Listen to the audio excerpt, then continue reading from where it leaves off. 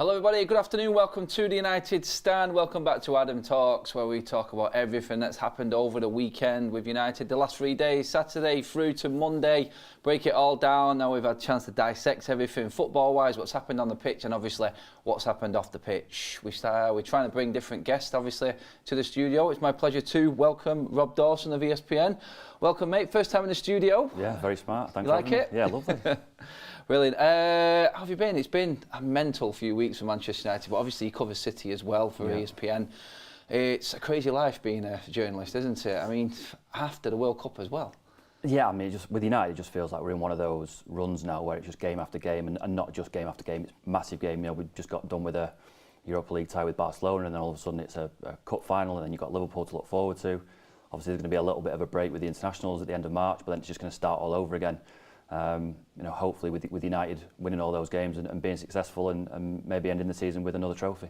That's it, yeah. Guys, it is an interactive show as well. Get your comments in on the topics that we cover here with Rob as well. Obviously, we're going to get into the ownership and possible sale of the club as well. Rob's got a bit more detail on that. But we are going to be talking football matters on the pitch as well, because like Rob said then, there was a small matter of Barcelona and then a cup final and a trophy. Rob's had his hands on that trophy today in the press conference as well. We'll talk about that. First of all, obviously, United fans, the only thing apart from what's good on the pitch, obviously, Rob, is the talk of the ownership and what's possibly happening and where we're at with the Glazers right now. A lot of speculation that the Glazer family are split, Avram and Joel against the rest of the siblings.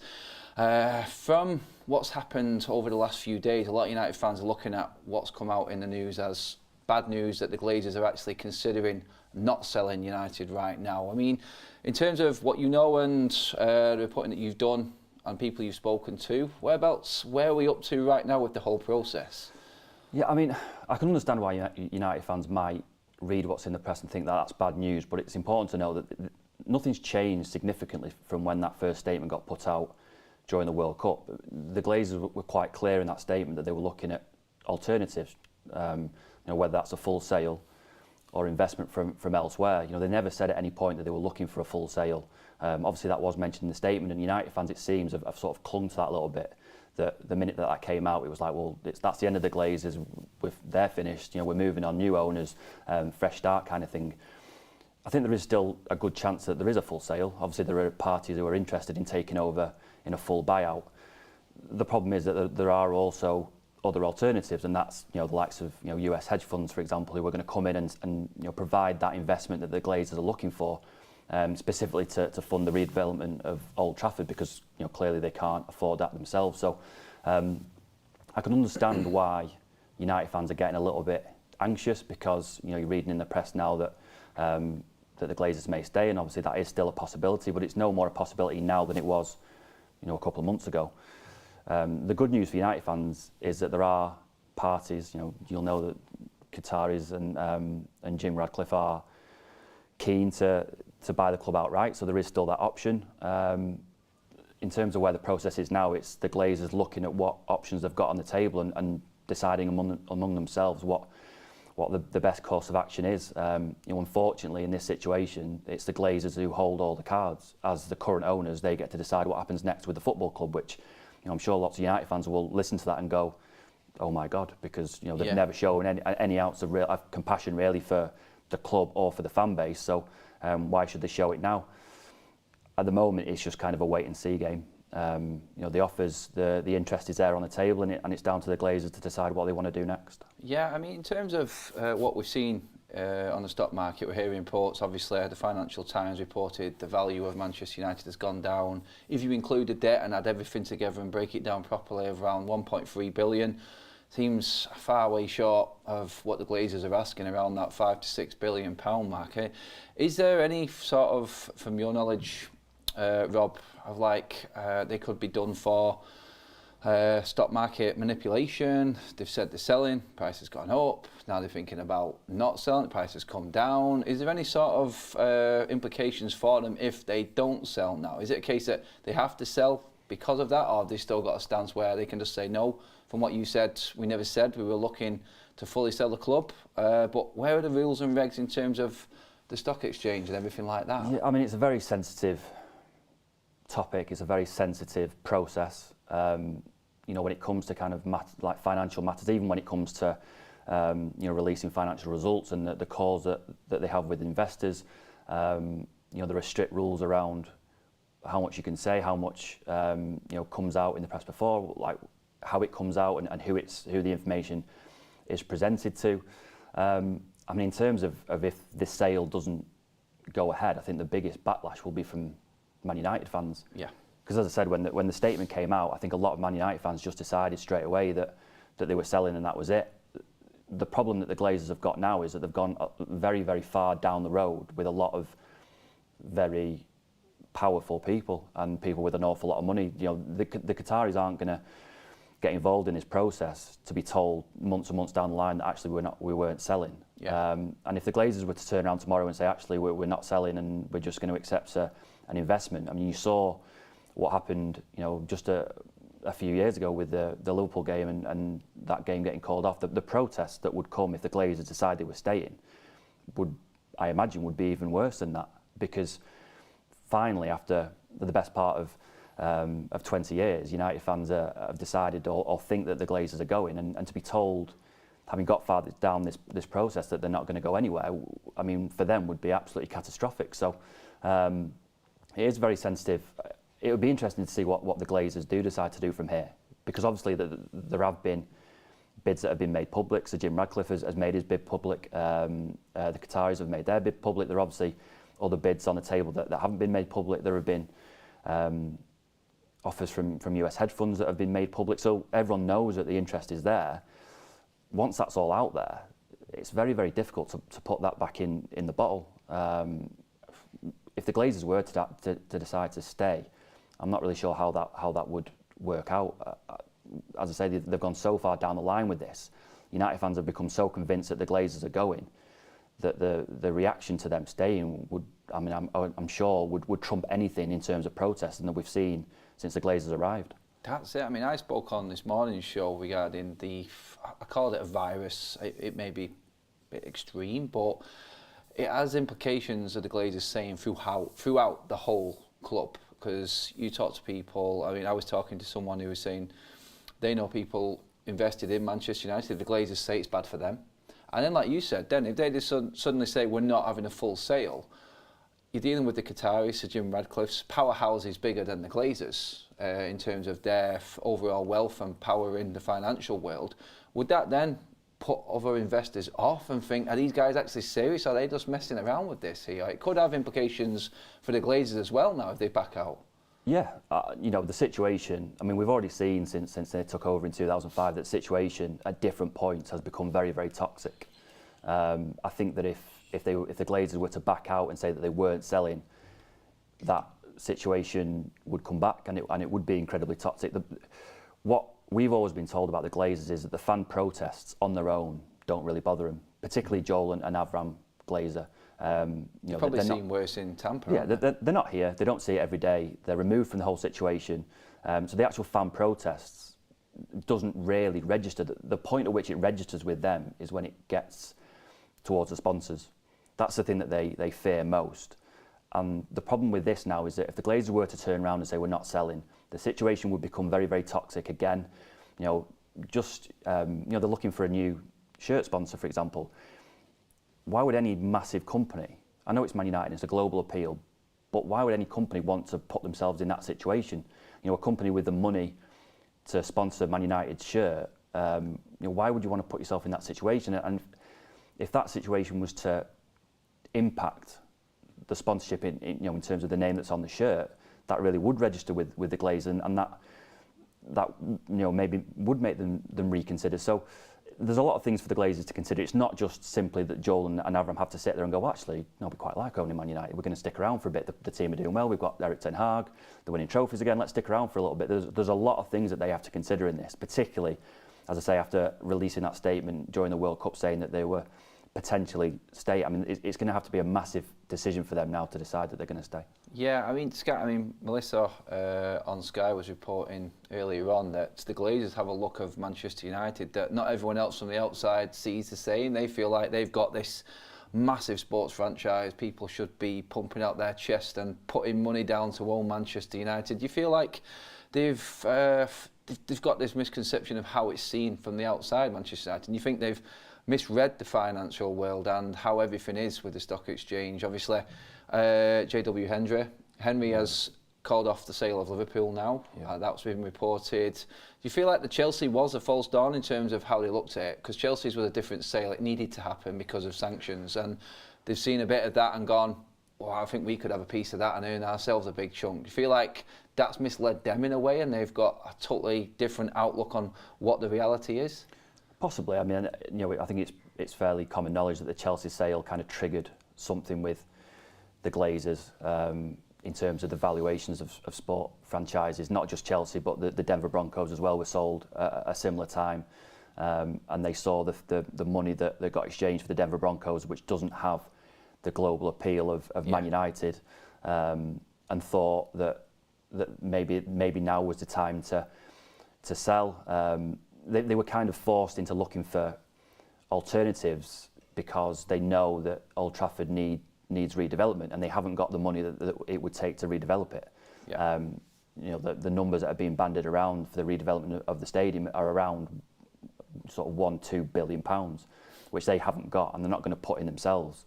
So they needed to look for outside investment. That came at a time when obviously Chelsea was sold, the Denver Broncos were sold, and maybe they did misjudge it a little bit, because the number that we've been told ever since this process started was they were looking for around £6 billion, which obviously would be a world record for a sports franchise. I know the Financial Times are reporting that the valuation really, in terms of sort of financial triggers, is more closer to sort of 1.3 billion. Now, I can understand that. Ultimately, the price of something is set by what someone's willing to pay for it. Of course. And the Qataris have, we are told, bid an awful lot higher than 1.3 billion. It's not the 6 billion that the Glazers were hoping for, but it's a lot closer to 6 billion than it is to 1.3. Part of me thinks that maybe the Glazers are looking at the situation now and thinking, well, last season was awful. They didn't qualify for the Champions League. It all looked doom and gloom, and now you've hired a manager who, almost magically has turned things around. You've won a trophy. The mood is better. They're in a better place ahead of the summer transfer window. There's a great chance of qualifying for the Champions League again. Maybe thinking, well, actually 6 billion is a little bit conservative for a club that's on the way back up. If you were to, start an era of dominance, say like Real Madrid have done in the Champions League, and you were to start winning Champions League regularly and winning the Premier League regularly, would your valuation then be closer to, say, 10 billion? And that's fanciful, but I'm just using it as an example, that why would you settle for 6 if possibly in 5 years you could get 10? But yeah, I mean, maybe the Glazers have misread it a little bit, misread the valuation. Maybe they were hoping for more than the offers that are on the table. I think at this point, though, the one thing I'd say is that this was always going to be a long process. It wasn't going to be a case of, interested parties dumping the money on the table and saying, take it or leave it. Takeovers at this level with this amount of money are about negotiation, and I think, maybe this has got a lot further to run than perhaps some people think. Yeah, a lot of the comments there are liking what you're saying in terms of it looks like the Glazers are going to have to sell too far deep into this. It's what people want to see, because fans read, like you said, they read the reports, they read the articles, the newspapers. I suppose right now everyone's like, well, the Qataris announced their interest, so Jim Radcliffe announced his. Where are we at now? Is it this week, the next few days, that the preferred bidders will then be shown the books at Manchester United, and that's when the official bids can be then put forward? Is that pretty much what we're waiting for now? Is that where we're at? Yeah, I mean, in terms of trying to simplify the process, obviously the Glazers put their statement out. The Rain Group were then hired to, I suppose, organise the process.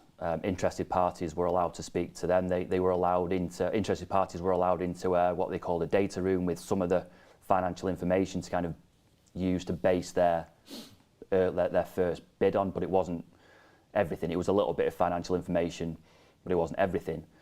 There was a soft deadline set that everyone will know. On that day, the bids had to be in. If you were deemed to be serious at that point, then you got access to a lot more of the financial information to kind of make a bit of a judgment about where your bid was at. Was it too low? Was it too high? And then they're allowed to go back to Rain Group to say, well, this is our bid. This is what we think it's worth, and this is what we want in exchange for it. Whether that's a full takeover, or whether they're saying, look, here's £1 billion for this percentage of the football club, or I don't know, 2 billion for double that. They were allowed to come back with that kind of offer. At the moment, their Rain Group are talking with the parties who are deemed to be serious about it to kind of finalise those offers, and then at some point the final offers will be put on a table in front of the Glazer family, and then they'll have to make the decision. As I say, the problem with all of this is that it's the Glazer family who hold all the cards. Even if the Qataris and Sheikh Jassid stick £10 billion on the table, the Glazers could easily just turn around and go, actually we thought about it, but no, we're all right, thanks. They are fully in control of this process, which will obviously worry a lot of Man United fans, because, as I say, since they took over in 2005, they've not really shown that much compassion for the supporters or the football club and a desire to do the right thing. That's it there. I mean, in terms of how you judge things right now, the vibe that you've got with Manchester United, what would it mean if the Glazers did say that we're staying, we're not selling the football club? Where do you think this club goes from there? With Ten Hag in charge, yes, it looks all rosy, but he would need investment continuously, which, going off, like you said, the time in charge at Manchester United the Glazers have had, that's not going to happen. And United won't be able to compete at the highest level. Is it a case of just saying that, like I just said then, Rob? It's like, if the Glazers stay, we can forget about competing at the top table. Yeah, I mean, it would be a setback in my eyes if the Glazers decided to stay. I mean, obviously, like, the one thing we've not spoken about during all this chat is about the kind of the implications of different owners and the moral problems with different owners, and obviously that has to be discussed. But if you're talking purely about the Glazer family, I think it would be a setback. And the fact is that me and you were sat here talking about the Glazers and ownership, and 2 days ago that United won a trophy for the first time in 6 years. Really we should be talking about the mood and what it means to win a trophy, but because it's the Glazers and because it's the ownership, we're talking about that, and quite rightly.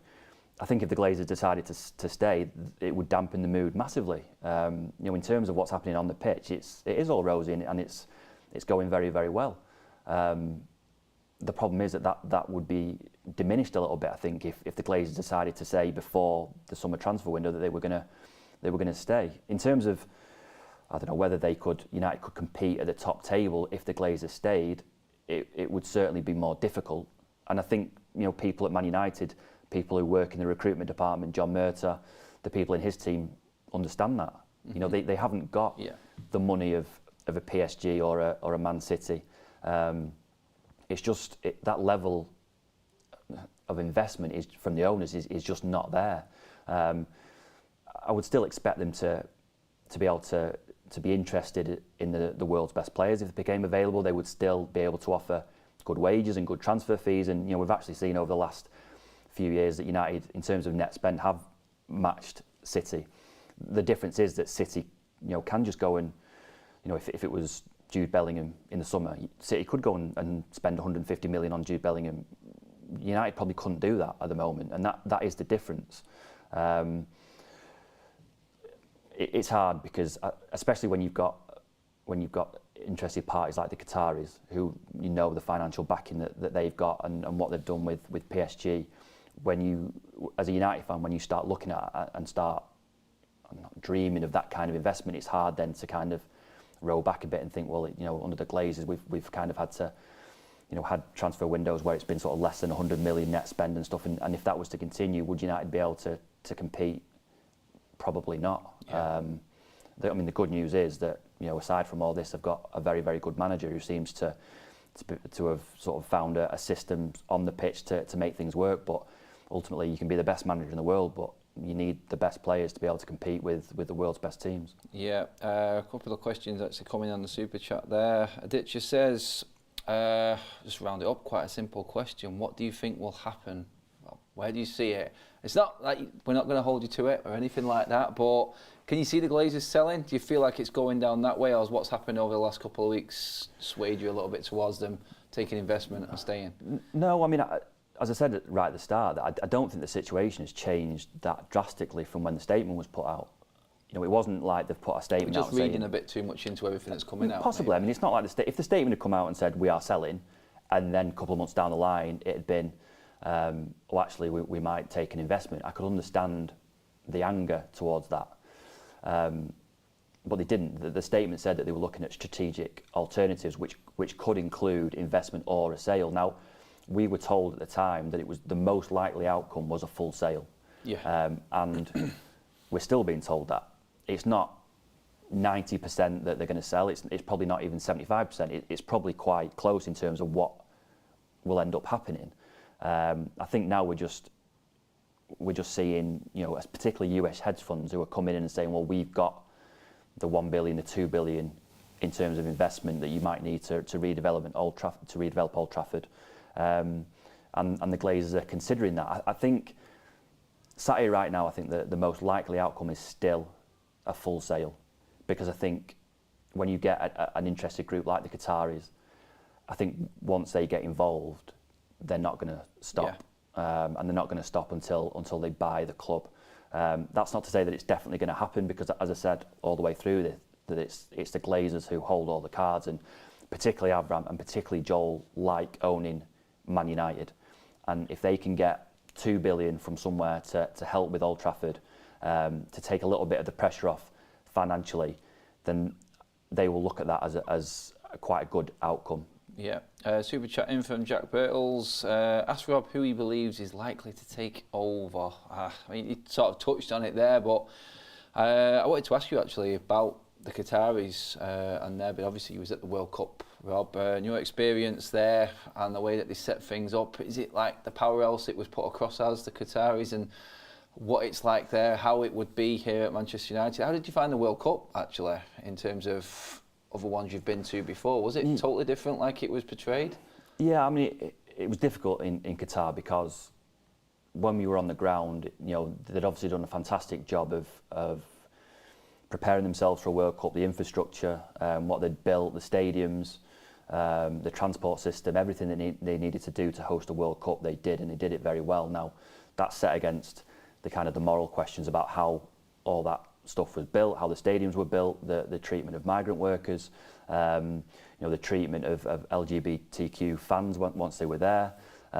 So you can't praise Qatar for the way that they hosted a World Cup without talking about those issues. And that's why it's important when we talk about the Qataris taking over that we talk about those same issues with that, because in terms of who has the most money and who can pump the most money into Man United, the Qataris clearly are ahead of Sir Jim Ratcliffe in that. The money that they could invest from the Qatari investment arm is beyond belief. It's almost incomprehensible the amount of money that is available to them.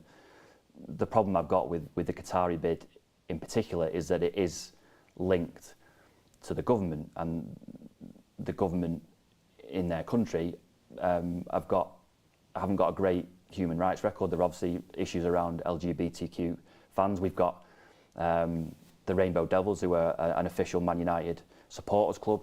They've already said that they've got concerns about possibly the Qataris taking over, and quite rightly, because why would you want to go and support a football club who perhaps you don't feel that your owners are particularly accepting of the person you are. Now, it's difficult because we've been told all the way through this that the Sheikh Jassim is a private investor. Now, it's very, very easy to see his links with the Qatari government and their investment arm. So I'm not sat here saying that Qatari people cannot invest in football clubs and private companies, because we don't know that Sheikh Jassim's views on LGBTQ fans and issues until he sits down and tells us. We aren't going to know.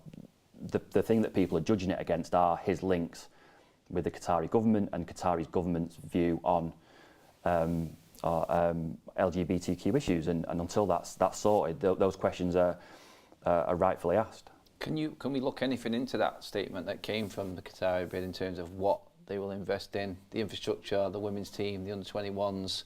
Everyone will have rights, like you've just mentioned there, in terms of the issues with human rights and stuff like that. But can we look anything into that as like how it would go, or was that just like a dare yourself to the United fans sort of statement, try and get the fans on board? Yeah, I mean, they ticked all the boxes in what they said, didn't they? They did, and as I said before, when you've got a bid for a sports franchise at this level, there's nothing that they will not have thought of. You know, it won't be a surprise to them that we're sat here talking about these human rights issues. They'll know full well that those issues are going to come up and be discussed. And as I say, no, they have to be discussed. The Qataris went through all this with the World Cup. They hosted the World Cup in a way that they thought was correct. Obviously, they got an awful lot of criticism for their human rights record, and rightfully so. And as I say, if, you know, it's because the Qataris again are involved in possibly bidding for Man United. It's really, really important that fans and supporters look beyond the investment and the possible money that's going to get pumped into the squad to talk about these issues, because you know, there will be Man United fans out there who are maybe looking at the Qataris and thinking, well, I don't want them in charge of my football club because it will make me not feel welcome. You know, ultimately, the whole point of a football club is that camaraderie, that place in the community, that you know, that central point where people feel like they're together and supporting a singular cause. And if it's causing, you know, even one person to feel uncomfortable about supporting Man United, then every Man United fan should be thinking, well, that makes me uncomfortable too, because that's the entire point of supporting a football club. I think, you know, we're possibly getting ahead of ourselves a little bit, because obviously the Qataris aren't, you know, going to take over tomorrow. But if the Qataris were going to take over and it got to the point where they were the preferred bidder and it was all going through, I think that there is some important questions that need to be answered in terms of that bid. Yep, can't hear you by the way, Ryan. Right, moving ahead, I was going to get through a couple of chats here as well before we move on to some football related content. SK with a super chat says, we need to be vocal and active. The Glazers might not care, but we can target sponsors and anyone linked with them. Glazers have tortured millions of fans over the years. Saying would be honestly volcanic.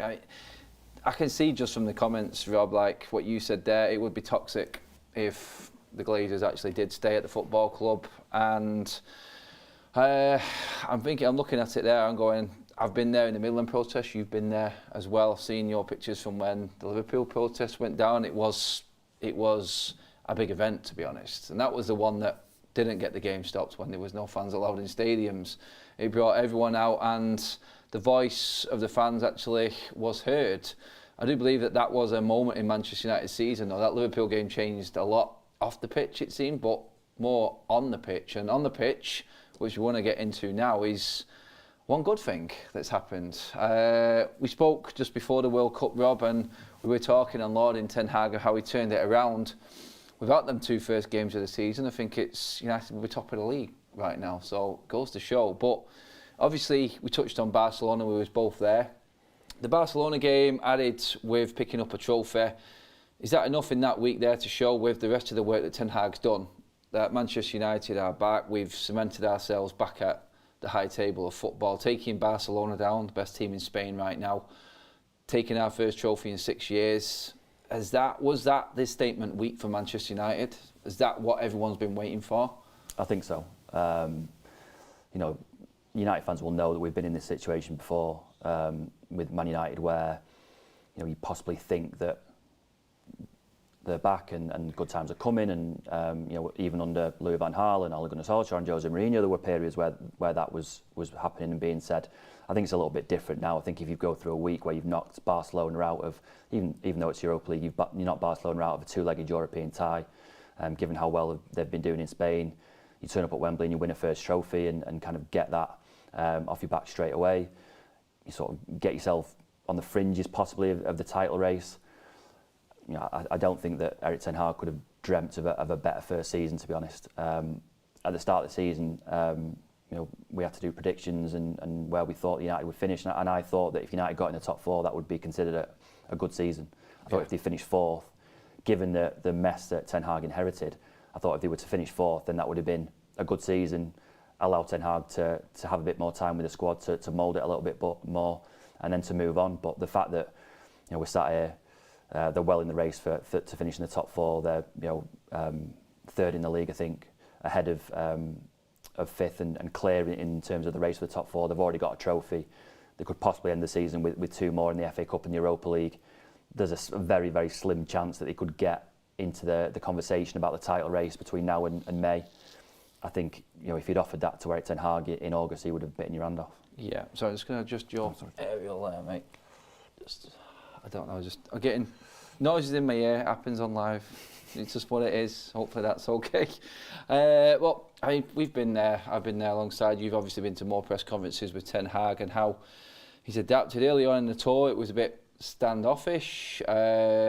Pre-season, tiny little bit awkward, getting used to Manchester United. But in terms of adapting to the size of a football club, I mean, I've been blown away by, and many other United fans have as well, how he has turned things around and transformed the culture of the football club. That's the word that comes out of most Manchester United fans, right? It's like, it seems like the whole culture of the football club has completely 180'd from last season under Solskjaer and Ralph Rangnick, and he won't accept praise. I think we've seen him shut down Robin van Persie the other day when he was just trying to do it. He shut me down in a press conference saying it's not a success until you pick up a trophy. He's picked up a trophy. He's got the players off the plane, focused, straight back on West Ham this week. That's the type of man he is. It's like he's not going to rest and accept anything until this season's done, is he? Well, no, and I think if he was sat here now, he probably wouldn't even see Sunday as success. Part of the journey. No, he's not here to win. I mean, he's not here to win Carabao Cups. I'm sure that he would say that. Obviously it's a nice moment, and it's great to win a trophy, and he's given the fans a great day out at Wembley. But if you asked him if he's happy, he'd probably just say no. He knows that he's here to win the Premier League title and the Champions League, and that will seem right now quite a long way off. But that's his ultimate aim, and I think that's just the culture and the belief that he's instilled in the squad. Obviously, he's had a little bit of help in terms of changing the culture at Man United, particularly with the Ronaldo situation. He couldn't have wished for that to end in a better way for him personally. But he has, just in terms of squad discipline, having the stomach to drop Marcus Rashford in December when he was scoring so many goals, showing that you can't be late for team meetings, that everyone is held to the same standards, is a massive thing for a group of players. And it's one thing to set standards, and it's one thing to have your own view of how football clubs should be run on and off the field. It's another thing to get the players to buy into that, and the players will tell you that they bought into that from day one, and that's possibly true, but the buy-in is a lot easier when results are going well. Yeah. And I imagine, well, I know that after the first couple of games in the season, there were a couple of players who were like, it's not going well, this. And there was kind of people looking around going, oh, are we sure about the new manager? But the big decisions he made before that Liverpool game, the run that they went on, the fact that they went and beat Arsenal pretty soon after that, they've gone and beat City, they've beaten Barcelona, they've won a trophy. It means that there's no player in that squad now who is not behind Erik ten Hag, and that is absolutely huge when you're starting out on this kind of journey, because we're going to head into the summer. Whatever happens, regardless of what happens now between now and the end of the season, we're going to head into a summer where hopefully, in terms of the squad, I'm not talking about the ownership, in terms of the squad, things are positive, and players will want to come to Old Trafford, and they'll start next season with a real expectation that they can build on what they've achieved this season. Players will want to come to Old Trafford. Obviously, that's what a lot of United fans want to hear. We're going to quiz you on the transfer side of things right now. Do give the video a like, everybody, as well. Cheers for tuning in, everyone. We've got just under 6,000 in with us watching right now. Ten Hag needs to back in. We know this, Rob. We discussed that. Whether it be under the Qataris, under Sir Jim Radcliffe, or even the Glazers, God forbid. But there are still financial fair play regulations put in place, and this has been talked about quite a lot within the media about Manchester United now. Still, even with Qataris in charge, not going to have a crazy summer. Nothing like what we did last summer, where we just went out and spent over 200 million. United do have to be clever with outgoings as well. Financial fair play, I think, is it into its second term of the new regulations coming in now? Is that where the pinch is coming for a few clubs now? Yeah, I mean, the financial fair play regs are a concern for United. They're not in danger of breaching it, but it's about walking a fine line. Like some Manchester clubs, yeah. I had to sneak it in, mate. Well, they're walking a fine line in terms of making sure that they are FFP compliant. Yeah.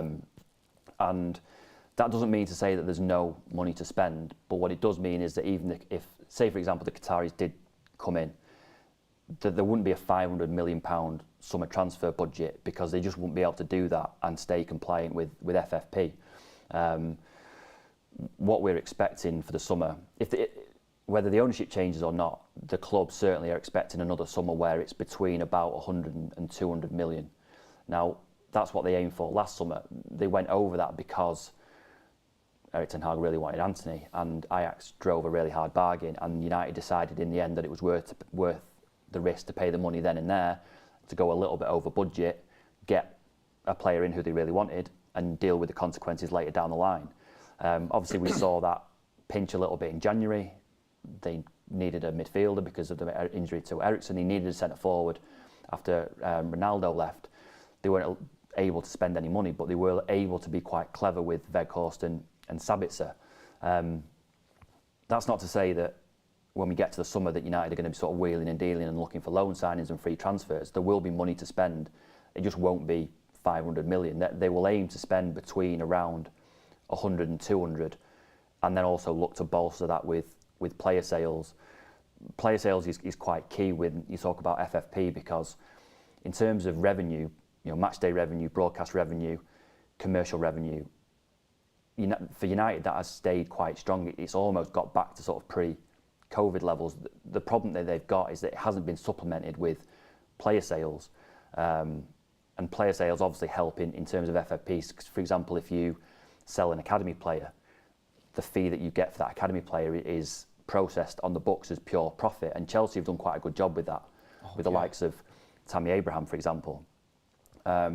United, I suppose United's options, and I'm not suggesting that this is going to happen, but United's options would be to sell someone like Scott McTominay. If you were to get 40 million for Scott McTominay, that would take an awful lot of the pressure off in terms of FFP.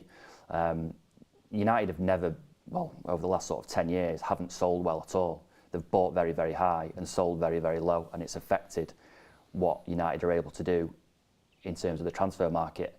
The hope is that United will start to sell better, and the players who were deemed surplus to requirements, they'll be able to get, I'm not talking money back, but a sizable fee. So if you talk about, say, Harry Maguire, for example, everyone knows that you're not going to get 80 million back for Harry Maguire, but you don't need to because he's a few years into his contract. If you were to get 40 million for Harry Maguire, that would be massive in comparison to, say, having him go on loan somewhere or getting in, 10 million or 12 million. The point is that United have to start selling better for the players that they don't want. It's something that City have done. I know you probably don't want to hear praise of Man City, but it's something that City have done unbelievably well over the last few years. They've got absolutely top money for players that they don't want. Even the likes of someone like Leroy Sané, who was heading out of contract and wasn't going to sign a new contract. They ended up getting the best part of 50 million euros for him.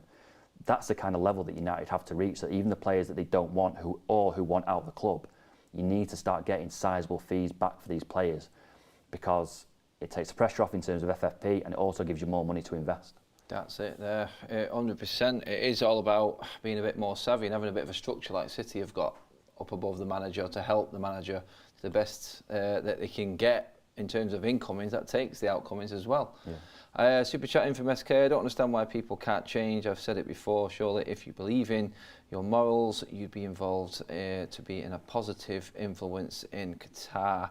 Cheers for the super chat, mate. Obviously, it spikes up massive contentious debates when it comes to Manchester United's ownership alone, and then you throw the Qataris in and everything that comes with that. I understand everyone's points on that, and cheers for all your comments on that as well, everybody. But we are talking moving forward with Ten Hag now in terms of players. I think we probably looked at more players going out. I mean, we know who we want coming in. We'll touch on that in a minute. But we did a poll this morning on the United stand, and two players that you mentioned there, Harry Maguire and Scott McTominay, have been mentioned in the out column. They've been spoken about. Obviously, there's been rumours about West Ham for Maguire. Obviously, Newcastle for Scott McTominay. We've got Martial and I think Donny van der Beek. In terms of what you know, Rob, would they be like four main sort of players you think United could actually get money for that they would look to be shifting on? Yeah, I mean, everyone will know. All you have to do is look at the appearance numbers for this season to see that the players who might want to leave. Harry Maguire is the obvious one. He's not playing regularly. He seems like he's well behind Varane and Martinez in terms of getting a regular place at centre half. Luke Shaw. Luke Shaw, yeah, and Harry Maguire said it himself. We spoke to him in the tunnel at Wembley after the cup final, and he said that the manager has quite clearly decided he wants a left-footed centre-half alongside a right-footed centre-half. Harry Maguire is obviously right-footed, which means he's competing directly with Varane, who's in great form, and also Victor Lindelof. The reason we've seen Luke Shaw play at centre-half is because he's left-footed. So when Martinez has been unavailable or been injured or coming back from the World Cup, the manager has preferred to put Luke Shaw there because he offers that balance in terms of his left foot, rather than having, say, Harry Maguire play on the left side of the fence because he's right-footed. So if you look at it like that, it is going to be quite difficult for Harry to get back in the team regularly. You know, he's 29 years old. I think he's an England regular. He wants to keep his place in the England team. At some point, he needs to play regular games, because Gareth Southgate isn't going to keep picking him if he's playing 3 Premier League games a season. So I don't think it's rocket science to suggest that he's possibly looking at a way out. In the summer, there was interest from West Ham in January. It didn't get as far as Man United. Harry Maguire said that he wasn't interested in going in January. He wanted to stick around for the second half of the season. You know, I imagine that will probably change in the summer, because, as I say, he needs to be playing games, and he said himself as much in that interview he did at Wembley on Sunday, that he's at a stage of his career where he needs to be playing games. And you can look at different members of the squad and probably say the same about them. Scott McTominay has had a few injury problems, so hasn't been as available as Harry Maguire, but will want to play regular games. Is whether he will be happy with playing maybe a more of a bit part role under Erik ten Hag than he has done under, say, Radnick or Solskjaer, because I think Ten Hag is quite a big fan of Scott McTominay. I think if push came to shove, he would quite like to keep him around. But again, Scott might turn around and say, well, I want to play regularly. I'm at a stage of a career when I want to go. And Eddie Howe in particular is a big fan of him. They weren't happy with United's valuation in January, and so it never got off the ground. But maybe they'll come back in the summer. And there are others. You mentioned Anthony Martial. Erik ten Hag loves Anthony Martial, just doesn't love how injured he gets. You need players who you can rely on. You need to be able to pick the same core of players every week, and Anthony unfortunately hasn't been fit this season.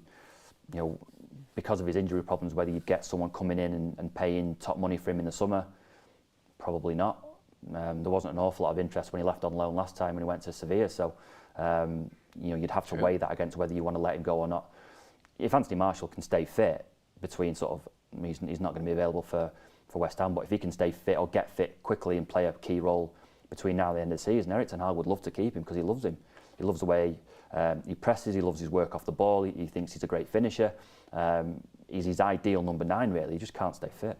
That's it, and at the end of the day, it's not so much the player, it's the situation of the player, and I think a lot of fans have come to that. I've had my ups and downs with Martial and my opinion on him and how he plays, but I think we all know the talent he has got. I think we've all just got a point now where we're just fed up that we can't see him. And I've asked the question, I think someone else asked the question today, it's just, no, he's not available, no, he's not available, no. It's frustrating. Super chat from Nicholas says, overpaying in past summers is causing us problems. It is, because we cannot get that same money back. I do agree with what you said. I said the same way about Harry Maguire in terms of halfway through his contract now. If you got half the value that we spent on him, the club would see that as cutting even, basically. You got your worth out of him.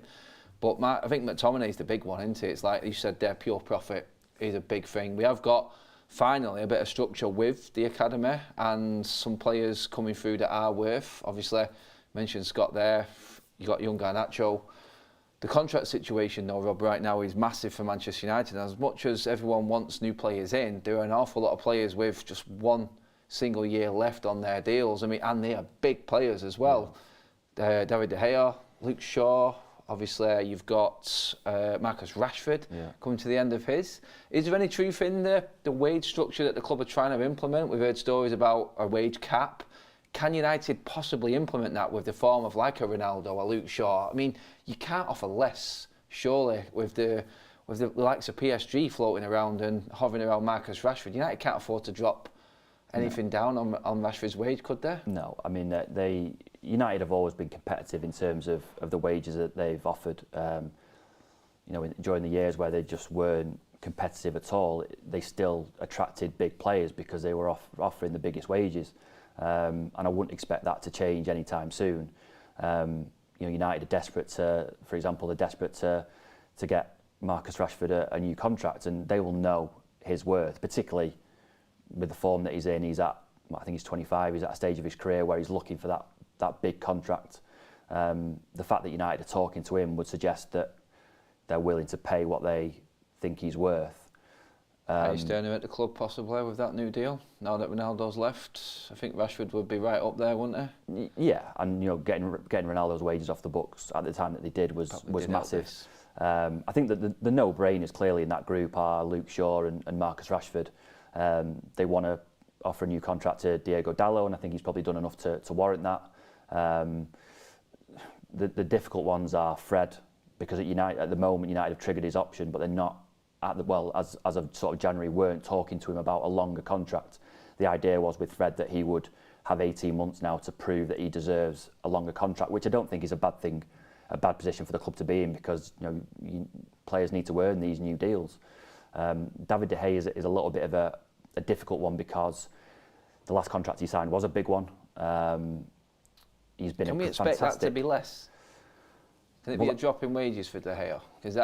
That's certainly what United would like, because they're at a stage with David where Erik ten Hag would like a goalkeeper who is maybe a bit better with his feet and in terms of his passing ability. It was something that they knew about in the summer, and Erik ten Hag identified that, but because of the other places in the squad that needed to be addressed, decided they were going to stick with David for another year and sort the stuff that needed sorted straight away. I think David De Gea has been fantastic. I mean, the save against Newcastle at 0-0 changes the entire game, because you go down the other end and score and it's 1-0 and then all of a sudden it's 2-0 and the game's finished. If David doesn't make that save, it's a massively different game on Sunday. So he's had a good season, but I just think that Erik is looking for different qualities from his goalkeeper. Now, if the club are coming to David De Gea from that standpoint and saying, well, there's a possibility that we're going to bring someone in and you may not be number one, then you can't be paying a number two goalkeeper 375 grand a week. It's impossible. You're already paying one on loan 150 grand a week. So there you go. So you need to balance the books in that respect, and that will be a decision now for David. If United have got a limit to what they think he's worth, it'll be up to David to say, well, all right, I'm going to take it and I'm going to stay and I'm going to fight for my place and prove that I can be Erik ten Hag's number one. Or he says, well, I'm not signing that. I'm going to go somewhere else and see what I can get. That's a decision for him. It may be a case in the summer that Erik looks at other areas of the squad again and says, well, David's had a good season. I'm happy to continue with him. I'm happy to try and coach him and make sure he's better with his feet and address situations elsewhere in the squad, like at centre forward or in midfield or at fullback. But certainly Erik would like a goalkeeper at some stage. It's where it falls into those budget restrictions that we talked about earlier. Yeah, Amy there says, do you think Alanga might leave? Thanks in advance. A few people saying there they want to see the likes of Martial and Maguire. Moser 334 says, I want Maguire to succeed. Martial, Alanga, I want information because I'm excited to see them play. Alanga's one of them youth academy players that might fall into that bracket, Rob, in terms of pure profit, is he not? Because he doesn't look like he's getting anywhere near that team at the moment, does he? No, and obviously everyone will know that there was quite a lot of interest in him in January. Everton were one, Barcelona right at the end were one because they thought that they may be able to nick him on loan. It didn't happen. This season is a little bit of a strange one because Ten Hag came in thinking that he would need a bigger squad than perhaps he was comfortable with to cope with the World Cup. In August, obviously, no one knew what the effect the World Cup would have. I still think that players, clubs, not just United, are dealing with the effects of the World Cup. I think you may see in the summer Ten Hag maybe trim down the squad a little bit, and that will affect players like Alanga. Obviously, he does come into that bracket with McTominay in that he's an academy graduate, so if you were to sell him for a decent fee, it would be pure profit. Whether there would be the same interest in the summer as there was in January, I wouldn't imagine that Barcelona would be back in the summer. Everton, possibly. Again, it'll be up to Anthony to decide what he wants to do, because he had such a great end to last season, probably one of the only bright spots of the end of last season under Ralph Rangnick. It's not really happened for him this season, and he's clearly been overtaken by the likes of Garnacho. Anthony's come in and squeezed his playing time a little bit. So it'll be up to Anthony Elanga to decide what he wants to do. I think it's probably the case that he's looking at it thinking that he needs to go out and play regular games, and if he can get a move to a Premier League side, then that would be very, very hard for him to turn down. Yeah, it's like you were saying there, that in terms of Ten Hag and the winning mentality, and it's easy to get everyone on board with winning things. Like you said about Fred there, earn your contract. That's easy to put that across when everyone's successful. I think Ten Hag has got this club into a situation now where it prospers the people above him because they can demand that from these players. And I think Fred is actually proving a little bit of worth right now. He's coming up in some big moments and really has put a shift in recently. But I think with so many players on that 1 year left, it is the right time to actually say to him, because you've got Garnacho as well, who's another one who the fans are like, we cannot let another young talent go. I think they're getting Pogba vibes, early days of Pogba vibes with Garnacho.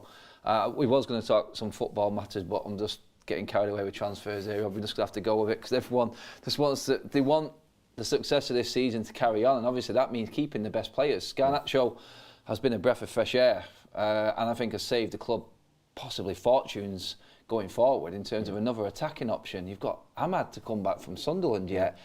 Forward-wise, it's just that number 9 I think we're missing at the moment in Martial's position, where we're struggling, but we have got a lot of talent in that forward line. But Garnacho, I think, tops everyone's list of please get this kid signed up. Is there any sort of murmurings around Garnacho and a new deal? We've read a few things that he's turned one deal down. Was there any truth in that? Yeah, I mean, I don't think it's been a case of sort of United saying, here's your contract and him signing it. I think that, he's shown his form on the pitch. Yeah. His form on the pitch, has allowed him to go, well, no, let's talk about it. And that's only right. It's the players get a lot of stick for the money that they're on and these negotiations, but it's only right that he's played really well and he gets to negotiate and possibly drive for a higher wage. With Garnacho, it's a difficult one because he came in on a kind of a youth contract when he signed. He came in the middle of COVID. United were very impressed with the way that he kind of knuckled down and stuck it out. It would have been very easy for him to say, oh, look, I can't handle just going to the training ground and going home and locking myself away. I want to go home, and he didn't. His contract, even before he broke into the first team, was going up incrementally anyway. So it's not like he's on £200 a week as a YTS player or anything. His wage for his age is competitive. I think United realised that he's broken through a barrier this season, and it's become his breakout season, and he's become such an important part that United are willing to offer him a contract that puts him on a par with those kind of middle first team squad members. Do you feel they're aware of that second season syndrome and want to see him progress next year as well? I mean, it's not. The difficulty is that you've got a situation where you need to find the right level for him. You need to reward him for what he's done, which is only right because he's played very well and made an impact. But you don't want to go above and beyond in the way that they perhaps did with, say, Januzaj. Yes. And you give Januzaj a massive deal and it doesn't work out, and then you're stuck with him on 50 grand a week for years and years and you can't shift him. So you need to find a level where the player is happy, where the club is happy, the player is motivated to play well and possibly get an improved deal later down the line. It's a game of chess, all this stuff. We're led to believe that it's quite close with Garnacho, that they have found a level where everyone's happy. They're talking about image rights and stuff like that, the stuff that goes around these deals as well. I would very much expect that to get done sooner rather than later. I don't think at the moment there's a danger that he's going to leave. It's just about getting that sign on the dotted line and moving forward.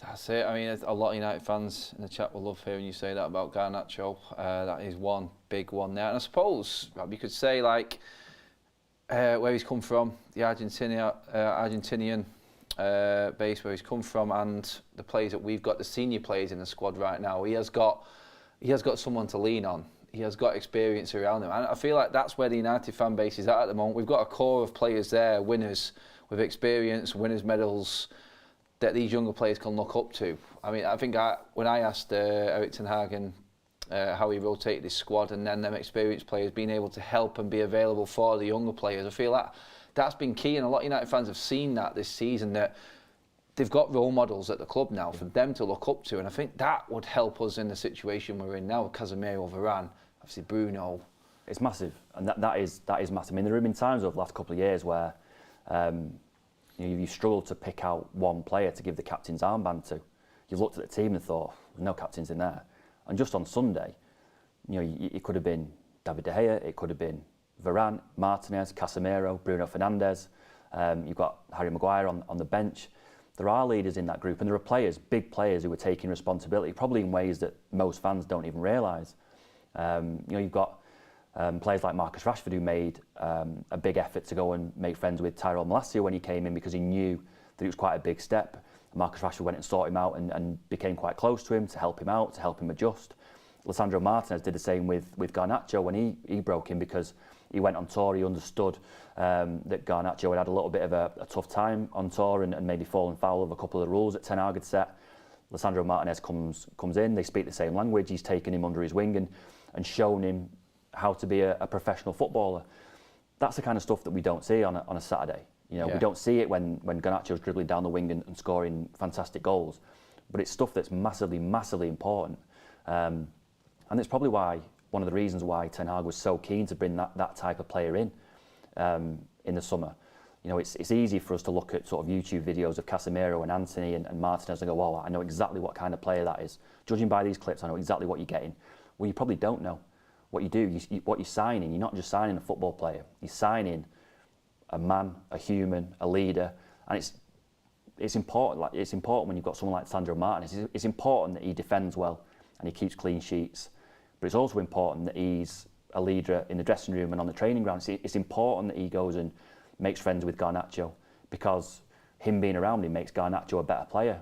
Yeah. So you're paying for all of that, and that's what being a footballer, a professional footballer, is all about. It's particularly what a Man United player is all about, and that's the change that Erik Ten Hag has overseen.